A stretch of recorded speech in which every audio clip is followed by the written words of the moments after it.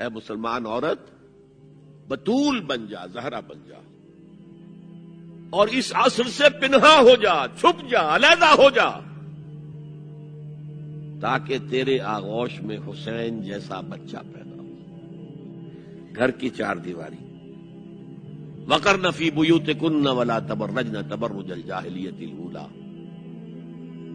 قرار پکڑو اپنے گھروں میں، وقار کے ساتھ رہو، ٹھہری رہو اپنے گھروں میں، اور بند سمر کر باہر نہ نکلو جیسے کہ تم جاہلیت کے دور میں نکلتی تھی۔ اس کو ہمارے ماڈرن لوگ کہہ دیتے ہیں یہ تو صرف ازواج مطہرات کے لیے تھا، اس سے بڑی جہالت کوئی نہیں ہو سکتی۔ دیکھیے ایک نقطہ، یہ شاید پہلے کبھی آپ کے ذہن میں نہ آیا ہو، ازواج مطہرات سے خاص کیوں خطاب کیا گیا؟ اس کی وجہ ہے مردوں کی ہر حیثیت کے لیے اسوہ ہے محمد صلی اللہ علیہ وسلم۔ مبلغ کے لیے ہے کہ نہیں؟ سب سے بڑا کام تو آپ کا تبلیغی تھا۔ مزکی اور مربی کے لیے ہے کہ نہیں؟ باپ کے لیے ہے یا نہیں؟ شوہر کے لیے ہے یا نہیں؟ سپہ سالار کے لیے ہے یا نہیں؟ قاضی القضات کے لیے ہے یا نہیں؟ مرد کی ہر حیثیت کے لیے اسوہ ہے۔ آخر عورت کی نسوانی زندگی کے لیے تو حضور اسوہ نہیں بن سکتے، یہ خلا ہے۔ مرد کے لیے کامل اسوہ، عورت کے لیے بھی اسوہ، لیکن اس کی خاص نسوانی زندگی کے لیے اسوہ نہیں۔ اس خلا کو پر کیا ازواج مطہرات سے۔ لستن کاحد من النساء، اے محمد کی بیوی تم عام عورتوں کے مانند نہیں ہو۔ پھر جو احکام دیے گئے ہیں وہ سب کے لیے ہیں، لیکن اس میں چیریٹی بگنز ایٹ ہوم، گھر سے شروع کرو۔ سب سے پہلے خواتین، حضور کی بیویاں جو ہے وہ مخاطب ہیں۔ یہ دوسرا قلعہ ہو گیا، حافظ ناموس زن۔ مقصد کیا ہے؟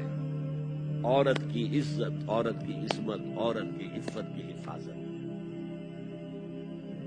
تیسرا جسے ہم ستر کہتے ہیں،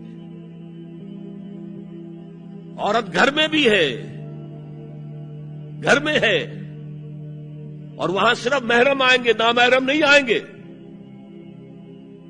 محرموں کی اتنی لمبی لسٹ دی گئی ہے، اللہ نے کس لیے دی ہے؟ کیا قرآن مجید میں لفظی ہے؟ ایک ایک لفظ گھر کے اندر نامحرم نہیں آئے گا۔ گھر میں اگر وہی ایک بیٹی تھی جو آپ نے اپنے داماد کو دے دی ہے اور کوئی اور بیٹی نہیں ہے تو داماد گھر میں آ سکتا ہے ورنہ نہیں آ سکتا۔ سالی سے اس کا پردہ ہے، دیور سے بھابھی کا پردہ ہے، چچازاد بھائی بہنوں کا پردہ ہے۔ چچا سے پردہ نہیں ہے، ماموں سے پردہ نہیں ہے، چچازاد پردہ ہے، ماموں زاد پردہ ہے، خالہ زاد پردہ ہے، پھوپھی زاد پردہ ہے۔ یہ سارے احکام کس لیے دیے گئے؟ گھر کے اندر بھی ستر اور نگاہیں نیچی۔ لباس وہ پہنو جو ڈھیلا ہو، تنگ نہ ہو، ٹائٹ نہ ہو، جو جسم کے نشیب و فراز کو واضح کر رہے ہیں، اتنا باریک نہ ہو کہ جسم جھلک رہا اس میں سے۔ اور اس پر اضافہ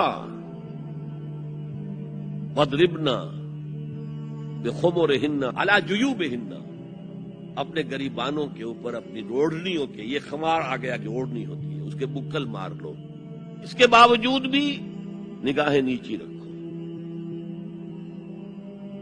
باپ کی نگاہ بھی نہ پڑے تمہارے نسوانی حسن پر،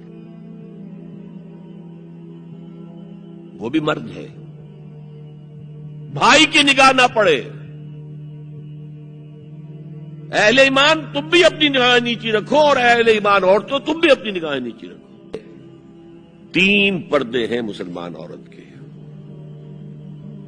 جس کو آج بالکل ختم کرنے پر مغرب تلا ہوا ہے۔ اس لیے کہ کسی بلی کی دم کٹ جائے تو وہ چاہے گی کہ سب کی کٹ جائے۔ ان کا بیڑا غرق ہو چکا ہے، ان کی تہذیب ختم ہو چکی ہے، تہذیب نہیں ہے آج ان کے پاس، خاندانی نظام ختم ہو چکا ہے۔